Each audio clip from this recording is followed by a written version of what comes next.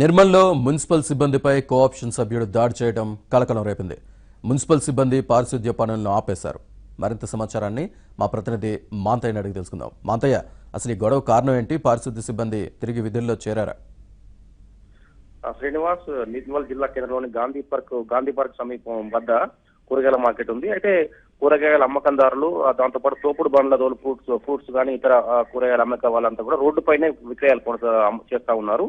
దీంతో ఆ ప్రాంతంలో కొద్ది రోజులుగా కూడా పూర్తి స్థాయిలో ట్రాఫిక్ స్తంభిస్తోంది, పారిశుద్ధ్య సమస్య కూడా ఏర్పడుతోంది. ఈ క్రమంలో స్థానికుల ఫిర్యాదుతో స్పందించిన మున్సిపల్ అధికారులు ఈ రోజు తెల్లవారుజాము నుంచే అక్కడికి వెళ్లి కూరగాయల అమ్మకందారులందరినీ కూడా రోడ్డుపై అమ్మొద్దంటూ వారిని సూచించారు. మార్కెట్ స్థలం ఉందో మార్కెట్ స్థలం లోపల అమ్ముకోవాలి, కానీ రోడ్డు పైన అమ్ముకోవద్దంటూ కూడా అడ్డుకున్నారు.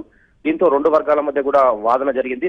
తాము రోడ్డు పైన అమ్ముకుంటామని చెప్పి కూరగాయల అమ్మకందారులు పట్టుబడడంతో మున్సిపల్ సిబ్బంది కొద్ది మందిని బలవంతంగా అక్కడి నుంచి తొలగించి మార్కెట్ లోనికి పంపించే అక్కడికి చేరుకున్న మున్సిపల్ కోఆప్షన్ మెంబర్ బహదూర్ తో పాటు అతని అనుచరులు మున్సిపల్ సిబ్బందిని అడ్డుకోవడంతో పాటు వారిపై దాడికి పాల్పడ్డారు. ఈ ఘటనలో ముగ్గురు మున్సిపల్ కార్మికులు గాయపడ్డారు.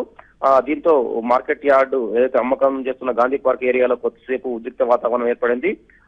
మున్సిపల్ సిబ్బంది పూర్తి స్థాయిలో కూడా తాము పట్టణ ప్రజల సౌకర్యం కోసమే తాము మార్కెట్ లోపల అమ్ముకోవాలని కోరితే తమపైన దాడి చేశారని చెప్పి కూడా మున్సిపల్ సిబ్బంది ఆందోళన దిగారు.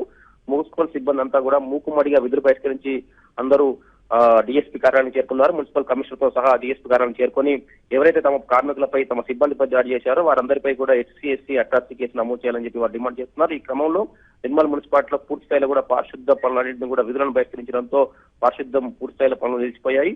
తాగునీటి సరఫరా కూడా నిలిచిపోయింది. అకారణంగా తమపై దాడి చేసిన వారిపై చర్యలు తీసుకోవాలంటూ ఆందోళన కొనసాగిస్తున్నారు.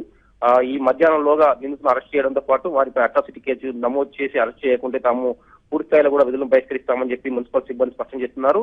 దీంతో పోలీసులు మున్సిపల్ సిబ్బంది నచ్చజెప్పే ప్రయత్నం చేస్తున్నారు. నిందితులను గుర్తించి వారందరిపై కఠిన చర్యలు తీసుకుంటాం కాబట్టి ఆందోళనకు దిగొద్దు, ఆందోళన విరమించుకోవాలని చెప్పి పోలీసులు కోరుతా ఉన్నారు. మున్సిపల్ కమిషనర్ తో ఈ మేరకు పోలీసులతో ఇక్కడ కూడా మాట్లాడారు. ఏదైతే బాధ్యులు ఉన్నారో ఈ ఘటనకు సంబంధించి గొడవ కారణమైన నిందితులందరిపై చర్యలు తీసుకుంటాం కాబట్టి శాంతిగా ప్రశాంతంగా చెప్పి చెప్పడం జరిగింది. మొత్తం మీద కూడా ప్రస్తుతానికైతే మార్కెట్ ఏరియాలో కొంచెం ఉద్రిక్త పరిస్థితి ఉంది. పోలీసులు రెండు వర్గాలు ఏదైతే ఉందో బాధిత వర్గాలందరినీ కూడా సమాధానించే ప్రయత్నం చేస్తా ఉన్నారు.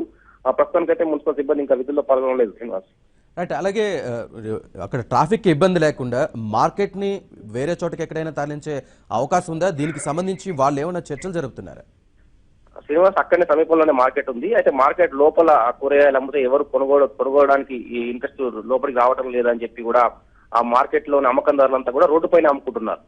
కొనుగోలుదారులు లోపలికి రాలేదన్న సాకుతో వారంతా రోడ్డు పైన అమ్ముకోవడంతో పెద్ద సంఖ్యలో కూడా రోడ్డుకి ఇరువైపులా కూడా కూరగాయలు తోపుడు బండ్లతో ఆ ఏరియా మొత్తం కూడా కనీసం నడవలేని పరిస్థితి ఏర్పడుతుంది. దీంతో స్థానికులు కొంతమంది ఫిర్యాదు చేశారు. పూర్తిస్థాయిలో కూడా పట్టణం నడిబొడ్డున ఇలాంటి ట్రాఫిక్ సమస్య తలెత్తుంది, ఇబ్బంది తలెత్తుందని చెప్పడంతో కూడా మున్సిపల్ సిబ్బంది ఈ రోజు వారందరినీ లోనికి మార్కెట్ లోనికి కూరగాయల మార్కెట్ లోనికి వెళ్లి అమ్ముకోవాలని చెప్పే ప్రయత్నంలో ఈ గొడవ జరిగింది. అక్కడే సరిపడా స్థలం ఉంది. అయితే ఎవరు కూడా లోన అమ్మకాలు జరిపితే కస్టమర్లు ఎవరు రావడం లేదన్న ఏకైక కారణంతో వారంతా కూడా రోడ్డుపై అమ్ముతా ఉన్నారు. ఈ సమస్యకు సంబంధించి కూడా ఈ ఒక్క సమస్యతోనే ఈ సమస్యకు గొడవ కారణమైంది. ఈ అమ్మకందారులు మార్కెట్ స్థలంలో అమ్మకాలు జరిపితే ఈ సమస్య పరిష్కారం అవుతుంది. అయితే వారంతా కూడా రోడ్డు పైన అమ్మడం చెప్తా ఉన్నారు. ప్రస్తుతానికి సరిపడా స్థలం ఉంది, అయినా కూడా రోడ్డుపై అమ్మడం వల్ల ఈ సమస్య తలెత్తింది. Srinivas, right. Thank you very much Manthaiah.